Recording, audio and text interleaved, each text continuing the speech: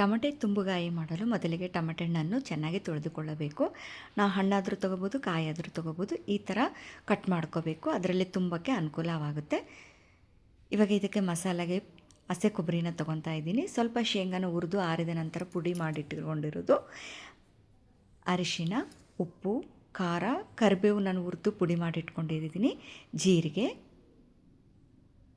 ಅಲ್ಲ ಬೆಳ್ಳುಳ್ಳಿ ಪೇಸ್ಟನ್ನು ಹಾಕ್ಕೋಬೋದು. ಇದನ್ನು ಚೆನ್ನಾಗಿ ಗ್ರೈಂಡ್ರ್ ಆದ ನಂತರ ಸ್ವಲ್ಪ ನೀರು ಸೇರಿಸಿ ಮತ್ತೆ ಮಿಕ್ಸಿ ಮಾಡಿಕೊಂಡ್ರೆ ಪೇಸ್ಟ್ ಥರ ಚೆನ್ನಾಗಿ ಮಸಾಲೆ ರೆಡಿ ಆಗುತ್ತೆ. ಇವಾಗ ಟೊಮೆಟೊ ಹಣ್ಣು ಚೆನ್ನಾಗಿ ಕೊಯ್ದು ರೆಡಿ ಇಟ್ಕೊಂಡಿದ್ದೀವಲ್ಲ, ಅದರ ಮಿಡ್ಲಲ್ಲಿ ಈ ಥರ ಎಲ್ಲ ಸ್ಟಫಿಂಗ್ ಮಾಡ್ಕೋಬೇಕು. ಅದರೊಳಗೆಲ್ಲ ಚೆನ್ನಾಗಿ ತುಂಬಬೇಕು. ಎರಡು ಸೈಡು ಉದ್ದ ಮತ್ತು ಅಗಲ ಈ ಥರ ಪ್ರೆಸ್ ಮಾಡಿ ಚೆನ್ನಾಗಿ ಎಲ್ಲದಕ್ಕೂ ತುಂಬ್ಕೋಬೇಕು. ಇವಾಗ ಒಂದು ಕುಕ್ಕರಲ್ಲಿ ಎಣ್ಣೆ, ಸಾಸಿವೆ, ಜೀರಿಗೆ, ಕರಿಬೇವು ಎಲ್ಲ ಚಟ್ ಅಂದ ನಂತರ ಈ ಎಲ್ಲ ತುಂಬಿರುವಂಥ ಟೊಮೆಟೊ ಹಣ್ಣನ್ನ ಪಕ್ಕಕ್ಕೆ ಇಟ್ಕೊತ ಹೋಗ್ತಾಯಿದ್ದೀನಿ. ಇವಾಗ ಅದಕ್ಕೆ ಸ್ವಲ್ಪ ನೀರನ್ನು ಸೇರಿಸಿ ಮಿಕ್ಕಿರುವ ಮಸಾಲೆ ಎಲ್ಲ ಆ್ಯಡ್ ಮಾಡ್ತಾಯಿದ್ದೀನಿ.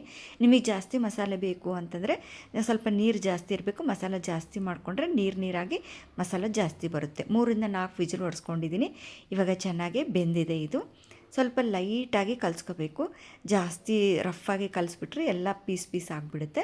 ಸೊ ಹಾಗಾಗಿ ಒಂದು ಲೈಟಾಗಿ ಕಲಿಸ್ಕೊಂಡ್ರೆ ಇವಾಗ ನಿಮಗೆ ಟೇಸ್ಟಿ ಆದಂತಹ ಟೊಮೆಟೊ ತುಂಬುಕಾಯಿ ರೆಡಿಯಾಗಿದೆ. ಇದು ರೊಟ್ಟಿ, ಚಪಾತಿ, ಅನ್ನದ ಜೊತೆ ತುಂಬ ಟೇಸ್ಟಿಯಾಗಿ ಇರುತ್ತದೆ.